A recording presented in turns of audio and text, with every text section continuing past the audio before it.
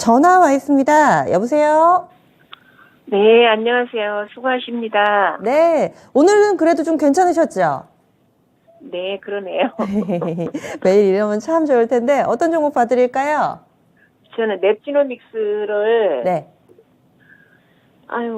샀는데, 네. 작년에, 그러니까 지났으니까 작년에, 올해 괜찮을 거다. 당장은 안 그래도 올해 괜찮을 거다. 그렇게 내년에 괜찮을 거다 해서 사서 좀 모았는데, 네. 좀 비싸게 샀어요. 7,000원에. 7,000원에. 그럼 평균 매수 단가가 7,000원 되시는 거고, 사모으셨으면 비중이 꽤 되시겠네요. 비중 꽤 되지요. 50%. 비중이 50%요? 그럼 네네. 전체 포트폴리오에서 절반이 지금 랩지노믹스가 떡하니 자리를 잡고 있는 거예요? 그러네요. 아, 그러시군요. 조금 더 사고 더 사서 물타서 그래요. 아, 그러셨군요. 그런데 그래도 지금 뭐 매수가하고 많이 벗어나 있지는 않은데 어떻게 하고 싶으세요? 저요, 얼마까지 갈 수 있는지, 얼마에 매도하면 될지, 그걸만 목표가. 좀 알면 네, 좋겠어요. 목표가가 궁금하다 얘기를 해주셨는데 알겠습니다. 저희가 전략을 좀 살펴볼 테니까요. 끊지 말고 기다려주세요. 네네. 예, 랩지노믹스입니다. 이 종목도 한 6,000원 부근까지 갔다가 일단 6,750원 오늘 종가를 기록했고요. 시청자님 비중이 50%, 매수가는 7,000원 정도. 거의 원금 근처기는 한데 좀 약간의 차이가 있긴 합니다. 전문가님 이럴 때는 어떻게 해야 될까요? 이제 이 부분은 두 가지로 좀 분류를 해서 봐야 될 것 같은데요. 우선 세액공제 부분부터 말씀을 드리게 되면 이제 반도체 부분만 세액공제에 해당 사항이 있는 건 아니거든요. 반도체, 배터리, 몇 가지가 있습니다. 백신. 근데 이게 백신 안에 아직 기재부에서 확실하게 이야기를 안 해가지고 이 진단키트 종목들이 들어가는지 모르겠어요.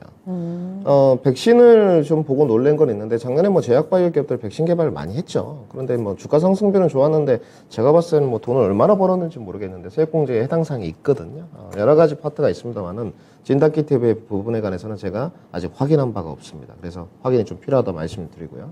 그 다음에 진단키트 자체 업황이 있는데 우선 대장주는 SD바이오센스가 맞고요. 코스피 쪽에서는. 코스닥에는 이제 시제는 이야기가 있는데 우리가 이제 휴마시스라지 랩지노믹스라지 전부 다 이제 영업이익이 작년에 좋았었습니다. 거의 영업이익이 뭐 50% 가까이 찍었는데 올해는 그러면 작년에 매출액이 한 2천억 정도 영업이익이 1,000억. 근데 올해는 어때요? 올해는 630억 지금 찍은 상태거든요. 아직 4분기 영업이익이 안 나왔는데 작년만큼은 안 될 것 같아요. 근데 어쩔 수가 없죠. 그러면 지금 이 진단키트 종목들이 이제 앞으로 사업에 이제 신사업을 다각화해 나가야 되는데, SD바이오센스나 시젠 같은 경우는 사업 다각화를 좀 진행하고 있습니다. 실질적으로.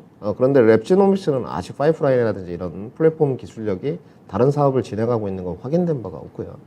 진단키트 쪽에서 기존에 있던 물량들을 확보한 것들을 계속적으로 내보내니까 실적은 좀 줄어들겠지만 당장 나빠질 부분은 없어요. 단지 우리가 진단키트에 대한 이제 시선을 바라볼 때 우리 시청자님 갖고 계신데 목표 지금 그 평균 단가까지는 거리가 얼마 안 남았거든요. 뭐 지금 6,750원에 오늘 종가 마감이 됐으니까. 근데 이 진단키트가 부각되는 걸 보게 되면 확실히 중국발 모멘텀을 좀 탄다고 봐야 될 것 같아요. 그때도 이제 말씀을 드렸는데 우크라이나 재건 관련주를 할 때는 종전이냐 확전이냐, 우리 또 중국 관련주를 할 때는 리오프닝이냐, 단기 확진자 급증에 따른 베팅이냐, 이 부분을 결정을 하셔야 될 것 같아요. 진단키트라든지 원격으로 이런 거는 중국의 단기 확진자 급증에 따른 분명히 부각이 있었어요.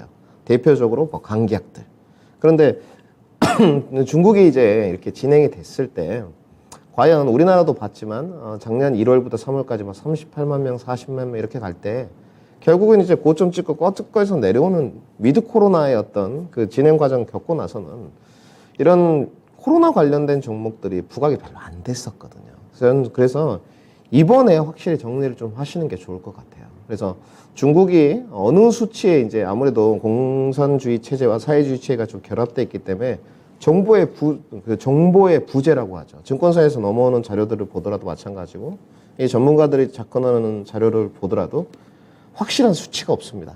믿을 수가 없죠. 그래서 언젠가 중국도 정점을 찍겠지만 그때까지는 진단키트가 좀 부각될 수 있는 것 같아요. 특히나 지금 우리 이제 입국자들을 좀 보게 되면 중국 그 입국자들 중에서 단기 입국자들을 보게 되면 4명 중에 1명이 코로나 확진자라고 해요. 그래서 이제 PCR 검사를 실시하는데 그러면 거의 25%, 26%가 코로나 확진자지 않습니까?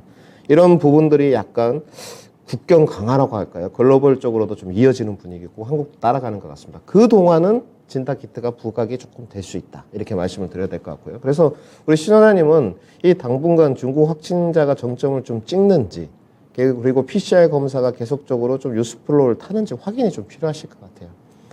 그래야지만 저는 그 단기 반등세가 좀 나온다고 보고 예전처럼 이제 14,000원까지 갈 수 있는 퍼포먼스는 좀 어렵다고 보여집니다. 그래서 기업이 이제 영업 실적이 떨어지는 부분은 어쩔 수 없고 주변에 보시더라도 정말로 지금은 저희 방송국도 그랬거든요. 이 출연하기 전에 진단 키트를 검사를 맞아요. 네. 했었었는데 지금은 실시하고 있지 않습니다. 그렇기 때문에 이런 부분들 사회의 주변의 변화를 보더라도 이제는 진단키트 종목은 단기 모멘텀밖에 부각될 게 없다. 이렇게 정리를 해드리고요.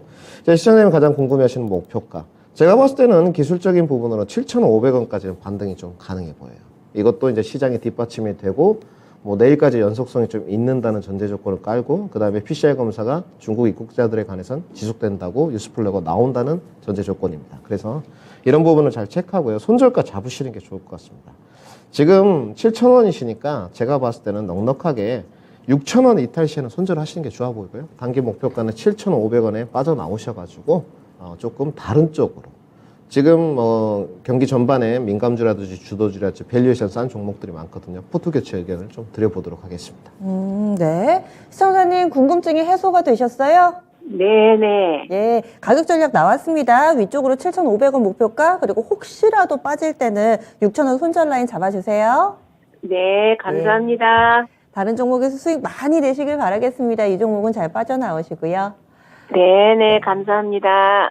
첫 번째 종목으로 랩지노믹스 봐드렸습니다.